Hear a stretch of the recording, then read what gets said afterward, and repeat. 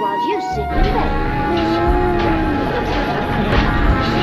I'll my friend the critter doctor over to the zoo. As soon as it closes, he's gonna come by and see what's there. Little Arnie Duke might not feel like getting his face washed right now. Hey, come in there. Quick, Arnie, hide under cover with Duke. Granny don't allow dogs in the bed. You seen anything of old Duke? He ain't showed up for his vittles. Gray Duke's kind of ailing. I reckon that's why he didn't show up for his vittles. He's gonna be all right. What's that moving around in your bed?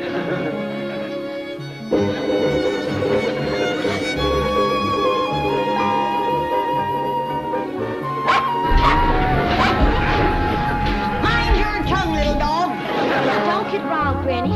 Duke's been feeling poorly, and I didn't want him crawling under the house like he usually does where the critter doctor couldn't get to him. Well, that's mighty kind of you.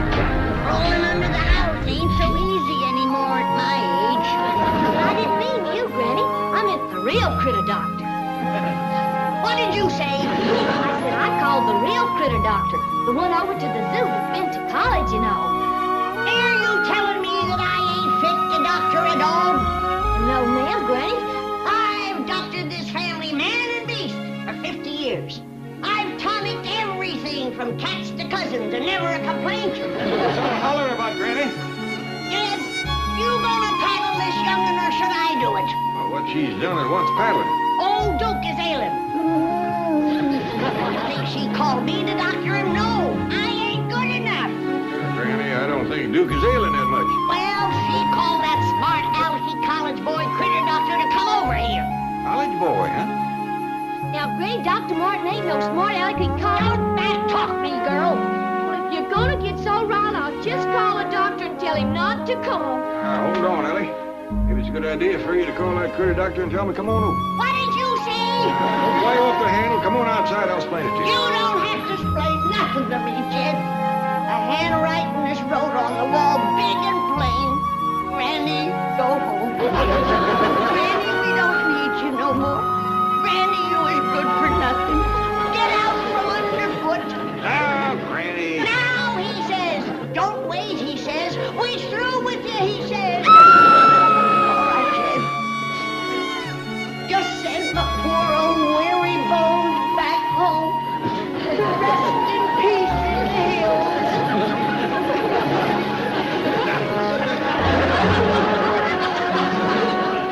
Now, you get out of that cedar chest. You're right, kid. Old Granny just ain't worth wasting a good cedar chest on. Just stuff me in a box and send me home. What's that kind of talking? Come on downstairs. Kid, I ain't even worth the box. Just tie me in some old newspapers with a good stout string. I can carry you down them stairs. I ain't worth the trouble, kid. I'll just throw myself out the window.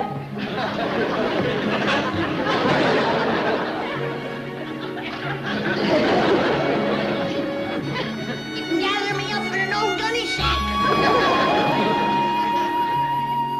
And if that's too much trouble, you can stick me in an envelope and mail me home. Talk downstairs, Granny.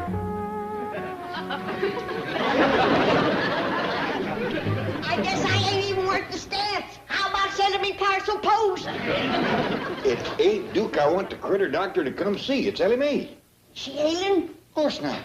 But he might be just the beau we've been looking for that girl. You think so? I knowed he was a college boy. I'd had him over before this. She's always talking about how nice he is and good with critters. But suppose he's married already? We'll find out. Ellie Mae, if he ain't, we'd ask him to stay for supper. Yeah. Yeah, Pa? Granny had a good idea. Why don't you call that critter doctor and ask him to bring his wife and stay to supper? Well, thank you anyway, Granny, but he ain't got no wife. Oh, now that's too bad.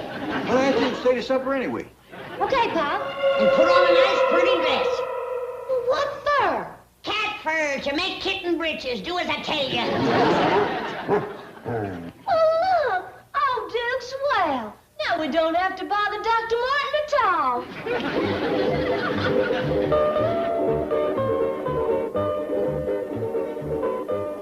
Luke, you're spoiling Ellie's romance. Now get back up to bed and act sick.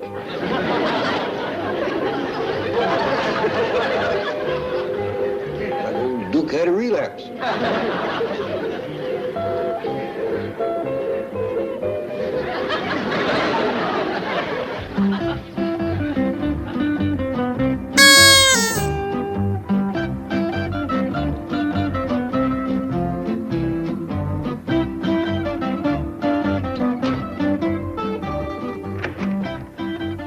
Howdy, Doctor. I seen you coming from my window up yonder.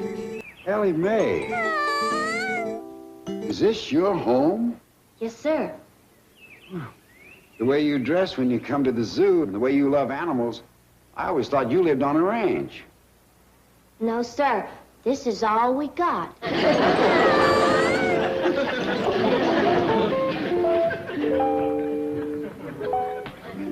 Ellie Mae, those animals I gave you, the raccoon, the skunk, the possum, you mean to tell me you keep them here? Yes, sir, but they don't mind it. Please don't take them back. I won't. It's just that, well, where's Duke? Oh, he's in the bedroom right at the top of the stairs. Follow me. A hound dog with his own bedroom. Wow.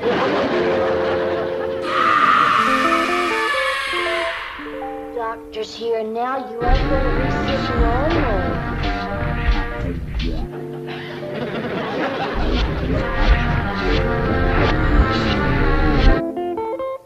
Right in here, Doctor.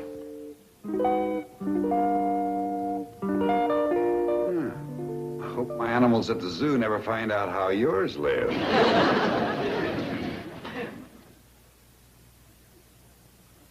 Looks like I'm too late. Duke's just shy. He ain't used to doctors. I'll get you a chair.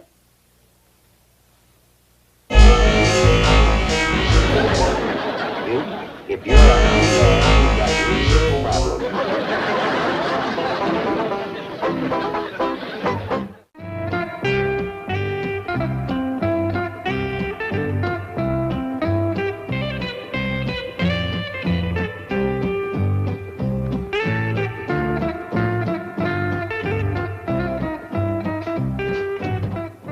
Baby, you're what I need. Say, on a 10% commission, if I sell $30,000 worth of bug spray, you're mine.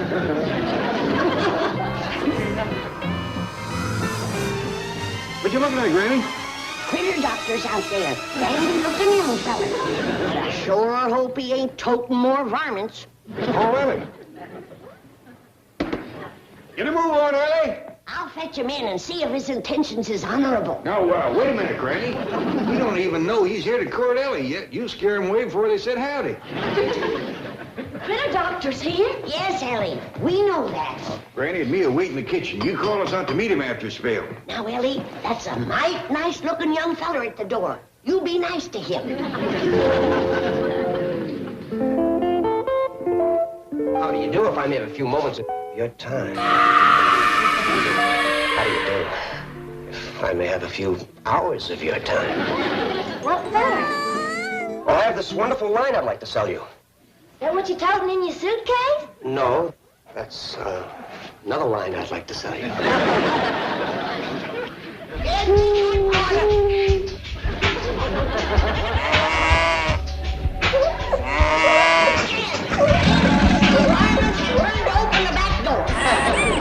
Simmer down, Granny. I'll help you round him up. We hadn't ought to let that critter doctor court Ellie Mae. Why not? 'Cause he's the one that give her all these. If he comes courting on a regular, he'll end up with more varmints than the zoo. Yeah, look on the bright side, Granny. She's got everything. Ain't no new ones you can give her. You are the most complete line of insecticides and pest control products money can buy. Fly spray, mosquito ointment, moth cakes, roach pellets. You name it, I've got it. How about going in there where I can sit down? Oh, fine dandy. There's a nice soft sofa to sit on. I like you. You know, I like you a lot. By the way, my name's Jim Gardner. Mine's Ellie Mae Clancy. You know, if I make enough sales today, and something tells me I will, I might just ask you out to dinner. Yes, sirree. Hey, beautiful. Where are you? Hey, come on in. Hey, gorgeous. Stop your yelling. I'm coming. Are you the housekeeper here? Well, I try to be. But it ain't easy with all them varmints underfoot. Varmints? Yeah, them pesky little critters. You know the ones I mean. Why, out in my kitchen right now, they were crawling all over my sink. Madam, you are just the person I want to talk to. Now, let's start with roaches. You know how to take care of those little critters? No, and I don't want to learn. I got enough to take care of now. Look, let me show you the easy, pleasant way to take care of them. No muss, no fuss, no bother. Just place one of these roach pellets in a dark corner and where they can get at it, and presto. I ain't got none now, and that's the way it's going to be. All right. How about ants? Do you have any ants? Not in the house, I ain't. You'd be surprised how many beautiful Beverly Hills mansions have ants. I don't care what these squirrely Beverly Hills folks have in their house. Me and ants don't get along. And what you want is ant syrup. Ant syrup? Sure, they love it. They'll come from everywhere to get it. Do you know what kind of a doctor you are? You're a dad-blame bug doctor. That's what you are. Exactly. You show me a bug, and I'll show you what to do for it. Duke's fine. Just getting a little outdoor exercise. Now, don't you forget Grandpa's expecting you for supper. I'll be back, I promise. I'm very anxious to meet both of them. Now, isn't that a pleasant, fragrant odor? Quite regular perfume. Not bad. What's your first? Flies. Flies? Flies and mosquitoes. I swat them pesky things. Use this on them, and you'll never swat another one. Close up your bag of bug riddles and get out of my house. Let me show you what I have for spiders. Out before I Quiet you down, Granny. Thought you was gonna wait till Ellie called you. He called me this dad-blame bug doctor. Thought I told you to get out of the house. Now, hold on, Doctor. You just happened to catch Granny in the cat. I'll quiet her down. Why don't you sit down? Make yourself to home. We'll have supper in a bit. He ain't staying for supper. Yes, he is. No, he ain't. Yes, he is. I ain't feed him. If he's hungry, let him eat his fancy bug riddles.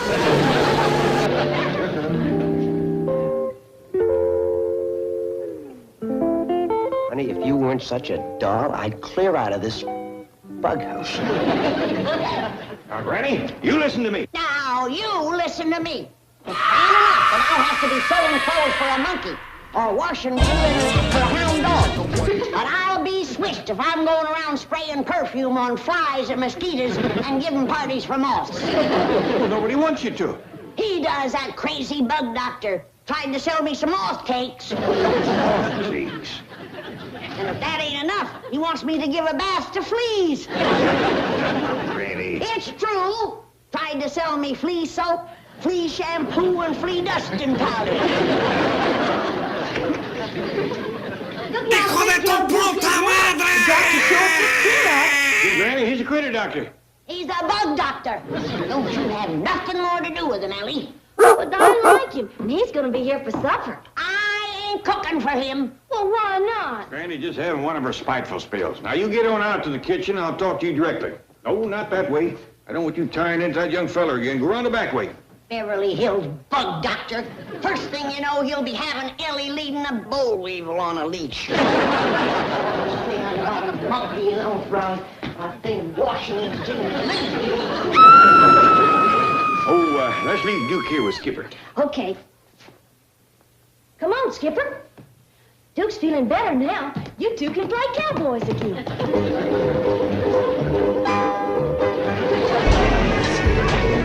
Doggone. They do play cowboy.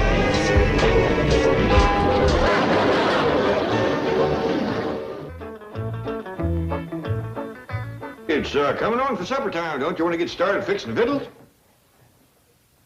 Who for? For everybody. Who's everybody? Well, you, Jethro, Ellie, me. Who else? Well, you know, the company. And who might that be? That nice-looking young fella Ellie Mae's got in there. You know who I mean. No. Tell me. The critter doctor. He's our bug doctor. Oh, I have it your way. But bug doctors gotta eat too, you know. Not my cooking, they don't. You don't have to do no cooking. I'll just fetch some cold hog jowls out of the icebox, and we can open up a jar of pickled turnips. No, you don't. Once he gets a taste of my victuals, we'll never get settled in. Have a taste of my victuals. I reckon I can still cook up a passable pot of grits. Over my burning body. Granny, you're just being a little unreasonable. No, I ain't. I don't want Ellie Mae marrying up with that Beverly Hills bug nut. Instead of grandchildren, you're liable to wind up burping a beetle. Hey, mister, if you want to wrestle with Ellie Mae, you ought to get a better hold on her than that. You want to wrestle? Later. Hey, Ellie Mae, the critter doctor's out in the hall. And he brung you a present from the zoo, too. You her brother? Well, shucks, no. Her boyfriend, huh? Well, I'm a boy, and we's friends. But mostly we's cousins. Oh, that's great. My name's Jim Gar. How do you spell that? Hope your granny won't mind. You're still a little wild. Oh, I can tame it. I'm sure you can, but what about Granny? Well, ain't nobody can tame her. I mean, do you think she'll mind having another critter around? Let's go ice her. Extra nice. I'll be as charming as my years will allow. Oh, Ellie, hey, let's put him back in here. Here we go.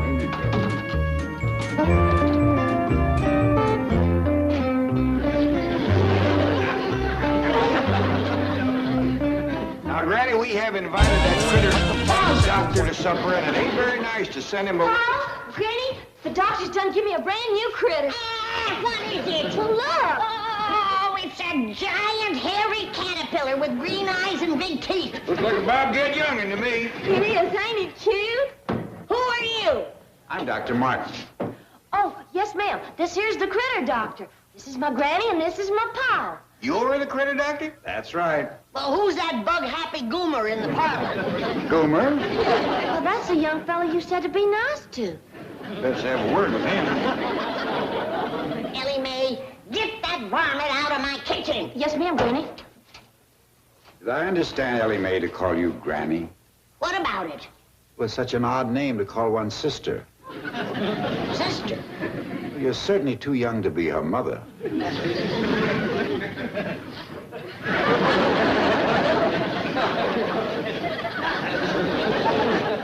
But you must be related, because you have all of Ellie Mae's wonderful features. Her beauty of face, figure, her irresistible charm, her sweetness, and her loveliness.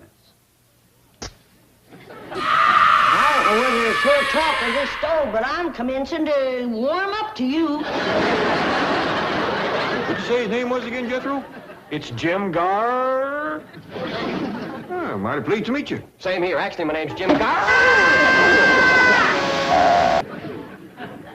How you spell that? I just won't take no for an answer. You're staying to supper. How can I refuse such a gracious invitation from such a lovely lady? You're kind of slighting this one. A home-cooked meal would be a real treat for me. I usually eat in a restaurant. Well, you're in for a feast tonight. We'll start off with some crawdad tails, deep-fried in possum fat, crispy and crunchy, and then some owl soup. Owl soup? Barn owl. And then the special dish, stuffed gopher. You mean gopher? That's only the beginning. Granny, that little bobcat's just getting along dandy with all my other critters. Can he stay? Well, I reckon so. That young feller wants to know, can he take you out for supper? That's a wonderful idea. Hold on, Doc. You're my date. Have a good time, but don't stay out too late. And behave yourself. Don't park a deck. We won't. Speak for yourself.